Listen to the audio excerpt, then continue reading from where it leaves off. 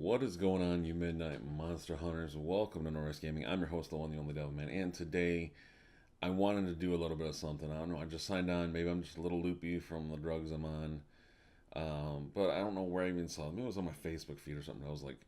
I saw the BuzzFeed article for 22 extremely important questions I need Americans to answer, and you know what?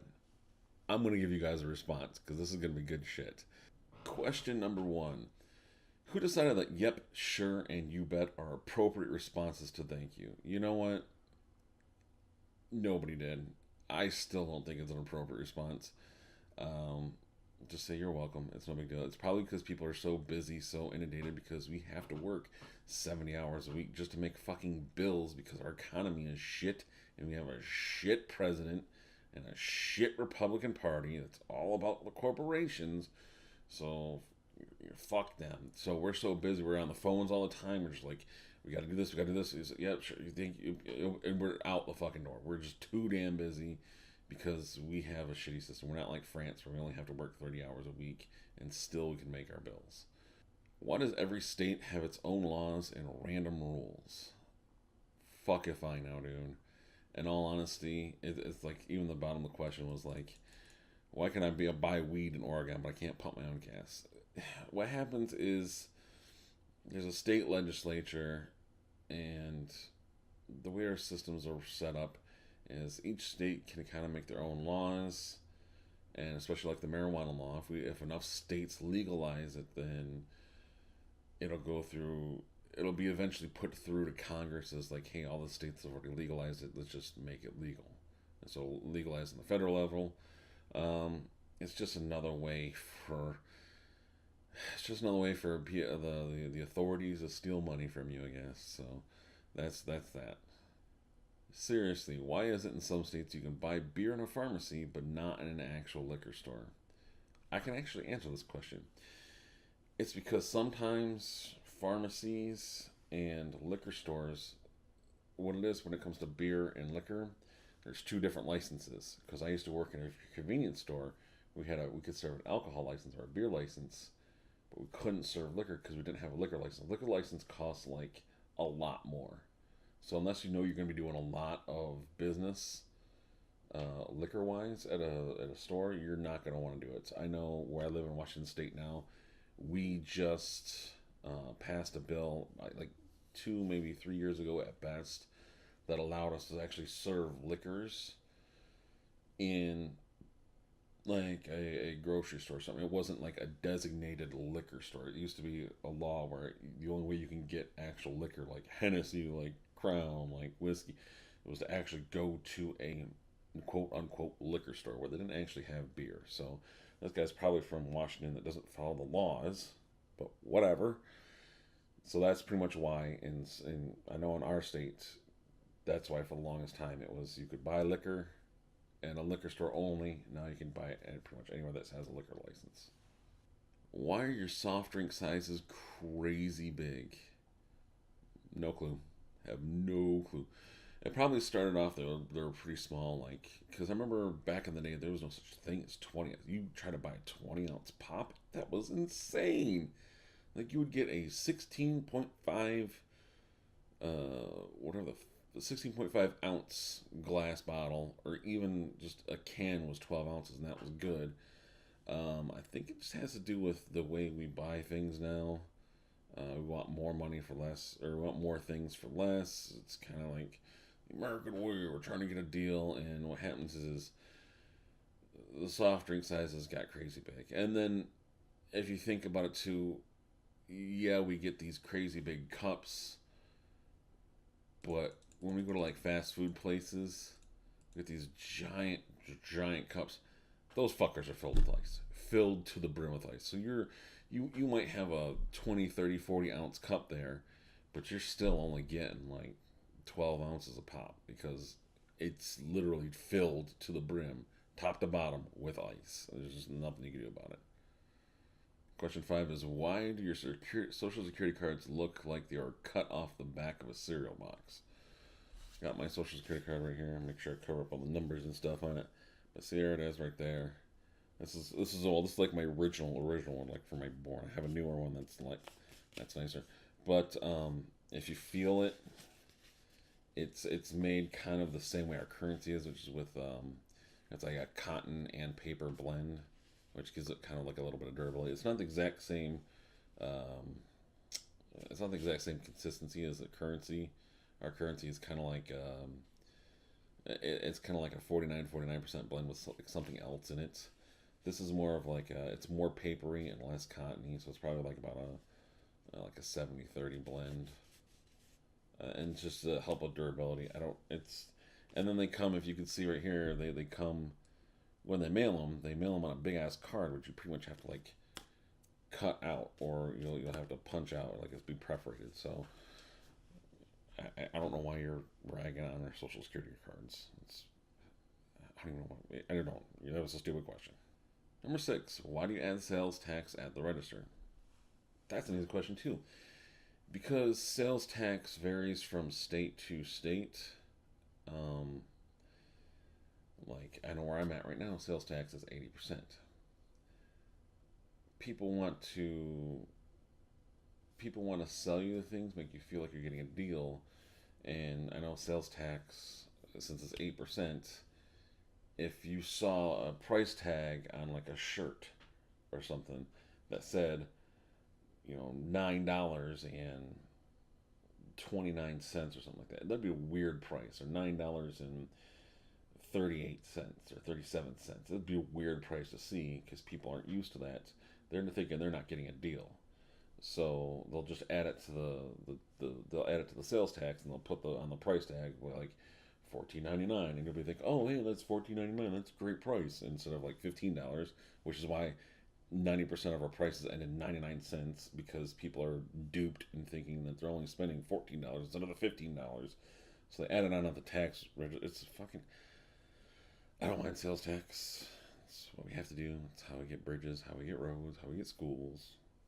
I'm fine with it. It's not that big of a deal. Why do you give your coins such confusing names?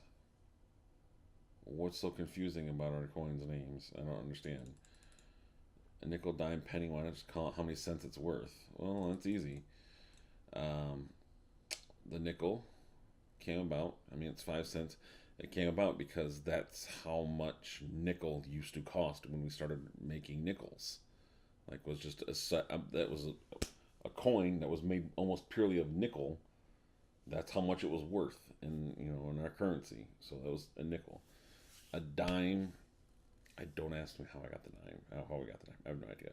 Penny. I know it came kind of like from the word pence, from English, Old English or something. I don't know why we went to the penny.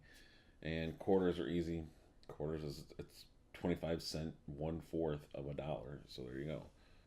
Why do you refer to a whole pizza as a pie? Because pie's fucking delicious. That's why. Fuck you. Why are there so many TVs in your bars and restaurants?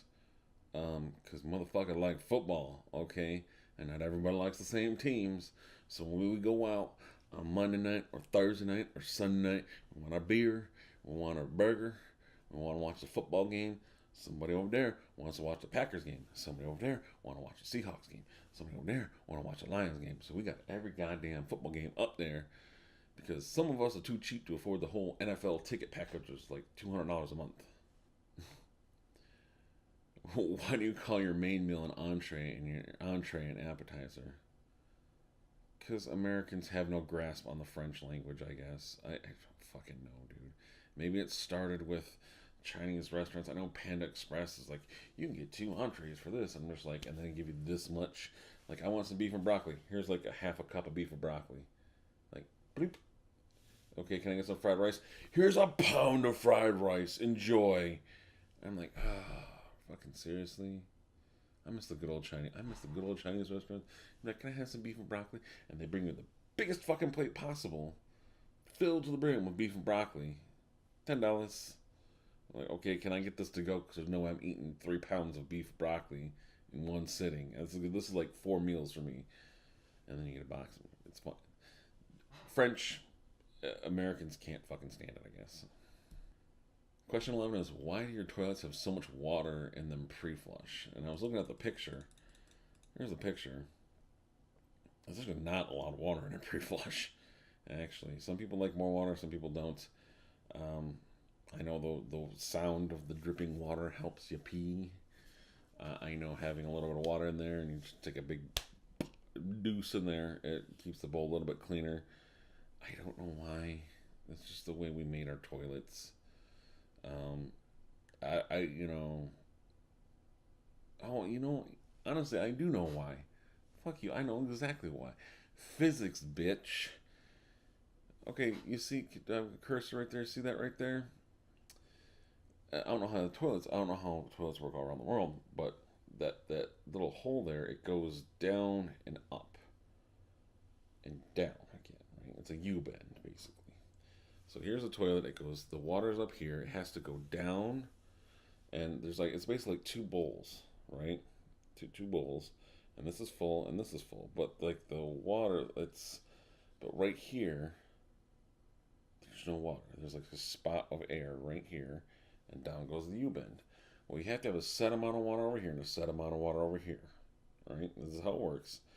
When you flush, here's the toilet side, here's the U bend side, here's the stuff that goes down the hole. So here's the water. When you flush, this starts filling, which then pushes this up over over the U bend, which creates a siphoning response, which spins. It goes down and pulls everything down and over the hole. That's why there's so much water in it. Science, bitch. Look at it. Google a damn thing. Figure it out. I'm answering your questions. Question 12. What's the deal with the gaps in your toilet stalls? Money. Money, plain and simple. It's cheaper to make shitty walls and shitty gaps. You're saving, look at that you're saving a little bit of money right there. That's it. We're using less wood, less plywood, or less. It's money. It's just another way to cheapen things up. Why do you have to make American TV shows? Why do you have to make American versions of TV shows that are already really great? That's easy. It's a cultural divide. It's like if you think about it, some things don't translate well from like England or another country to America. So, you know, like even words themselves, even the language themselves, it's completely different. Like if I were to say fanny in America, we'd be talking about our bums. We'd be talking about our butts. When we have a fanny pack, it's supposed to go on our hip or whatever. It's on the side or it's on our back. It's on our butt. In England, fanny, fanny means vagina. Fanny means pussy. So a lot of things get translated differently over there. So some of the humor isn't always. It doesn't cross the ocean. Doesn't cross the borders. I mean, even their bathrooms are different. Their houses are different overseas. So it's kind of hard to relate, especially to a nation of like 300 million people, where you know, I would say, I'm just guessing. I don't take my word on this, but I'm gonna guess maybe 80% of them have never been overseas. I've never been overseas. I've never had any contact with English over there. I've only seen it from shows. So it's kind of hard to relate. So that's why they get translated. They get brought over, like things like The Office, for instance. Maybe it was a flop over there. Maybe it's just lost in translation stuff. That's all. Why do you care about college sports so much? No clue. I have no clue. I'm not even that big on college football. My buddy, he loves college football. I mean, I love U of M college football when I can watch it. It's University of Michigan. Go blue. Go blue. Um, he loves college football a lot more than the pros. His reasoning for why he likes college more than pros is that because the pros, there's a lot of trading going on. There's a lot of people are paid to do it, and I like the pros just because I like the pros more than college just because there's less teams. Like to care much about college teams, it's literally like 114 or 120 different college teams, and there's like 15 or 20 different bowls that are, all in each division or something. It's just hard to keep track of. I like pro football better than college football. Um, This is how it is. Why do you love drive-throughs so much? Are you fucking kidding me, dude? It's because we're fucking working all the time. Like, everybody overseas, they don't fucking know the pain of our fucking shitty Republican fueled bullshit. Okay, they don't know the fucking pain. Okay, when we have to work 40 plus hours a week just to make ends meet, and we're busting our humps, 9 times out of 10, we're exhausted by the time we get home. We don't get a siesta. We don't get an hour long lunch. You know, that's another thing. We don't get an hour long lunch. So we need to get in and fucking out because we get a half hour to somehow get food, eat it, and return to work. Fuck America. Okay? This is bullshit. We need to start getting hour lunches or at least 45-minute lunches. Because 9 times out of 10, like, if we need to go get something to eat, we're fucked. You know? And as for drive-through ATMs, it's just so we don't have to get out the fucking car, honestly. Um, there's a lot of dangerous things that can happen. Our crime rate's a little high. So when it comes to ATMs, I'd like to not get out of the car. I'd like to be able to peel the fuck out whenever I need to. But for like drive-through restaurants and stuff like that, it's literally because we're exhausted. We don't want to have to get out of the car to go get food to bring home to the family if we need to, or sometimes we're just so exhausted because we're constantly working. Like, you don't think we're working, we're constantly working. Like, we wish we're too stupid. We're 90% of us are fucking America number one, America, and then like they're too stupid to realize, yeah, in fucking like Sweden, the minimum wage is like $22 an hour.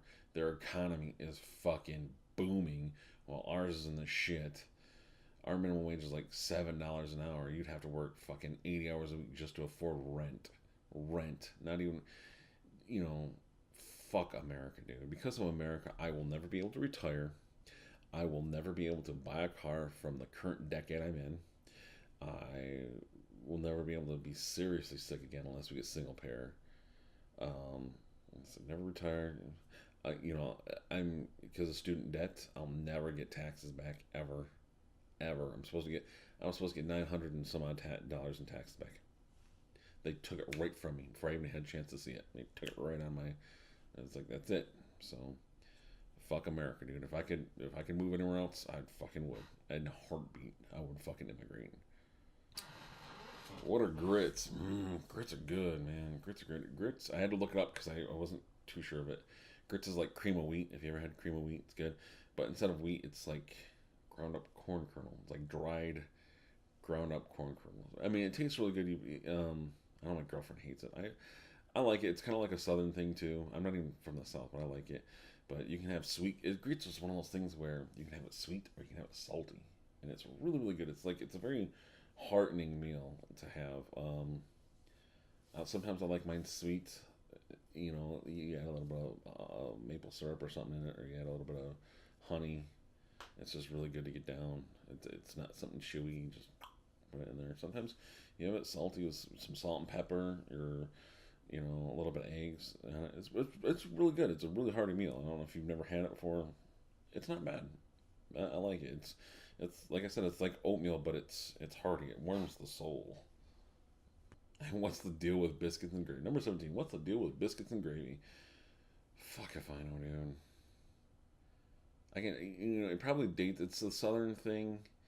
It literally probably dates back to. Back when that's all there was, you know, back when the Great Depression and before then, because like that's all you could afford was you'd make some gravy, some chicken stock gravy or whatever from your big meal of the week, and you'll just let that last all week long. And you know, for breakfast you make biscuits, so you just throw biscuits and you put a little gravy on it, and that's what you'd be able to eat down because that's all you could afford. So it's probably one of those things. It's a lot like if you ever read like To Kill a Mockingbird. Um, there's a scene in there where they invited somebody for dinner or something, and they had like steaks, and the dude put molasses on his steaks. Well, the reason why, because back then refrigeration wasn't everywhere. So you know, you'd hit the butcher shop, and sometimes you'd get a little bit of spoiled meat. And spoiled meat's nasty, so you dump a whole bunch, but you're starving, so you would dump a whole bunch of molasses on it sweet to try to eat it, to try to get it down, because you need something. So that's probably where biscuits and gravy comes from.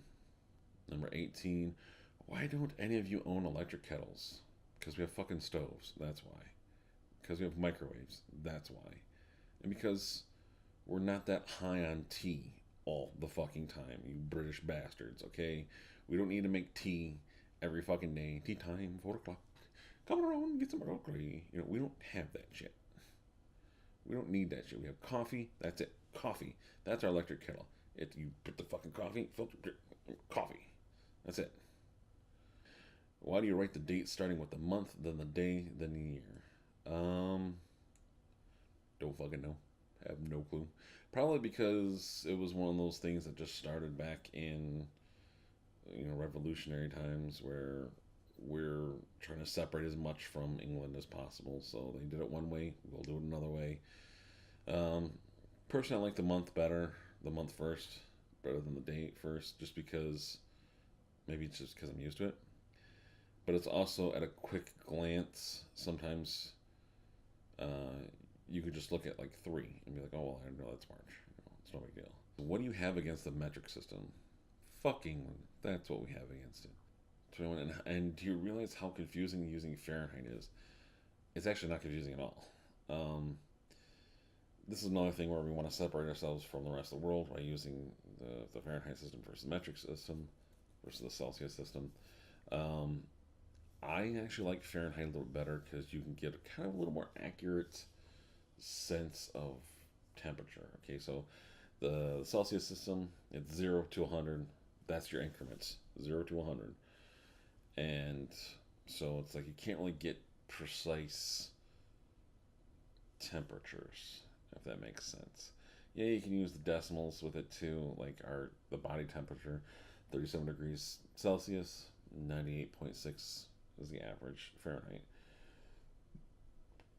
But you can kind of get more generalized outdoor temperatures, more precise. Because right here it's like 75 degrees is 24, degrees Celsius. But you drop it down 2 degrees Celsius and you're in 60 degrees. It's a really thing. So it's like it's a little easier to understand. I don't know, maybe when you're used to it. And the last question is, and why are you all so obsessed with fall? I can tell you this, the easiest thing you'll ever fucking understand, white bitches. They love fall. They love fucking pumpkin spice and pumpkin latte and Halloween and Thanksgiving and Christmas. All that kind of shit happens in the fall. So it's pumpkin time. It's sage time. It's fall. It's so good. I don't care. The only reason why I like fall and spring is just because it means less sun. See the ginger right here? That means this shit fucking burns. So if I go outside and stand in the sun for 2 fucking seconds, fucking sunburn. I instantly burn. So it's like anytime it's overcast, anytime it's spring or fall, even winter, when it's below 70 degrees, that's when I love it. Anyways, guys, that was the 22 questions that I saw on my BuzzFeed thing. I just had to answer as an American. Tell me what you guys think. Do you like my answers? Do you agree with my answers? Do you have answers of your own? Please leave them down below in the comments. Don't forget to share. Don't forget to like. Don't forget to subscribe if you haven't done so already. And maybe I'll do more of these, seeing how well this little reaction videos get you. Who knows? This has been Devilman telling you guys to get some rest out there. You know I won't.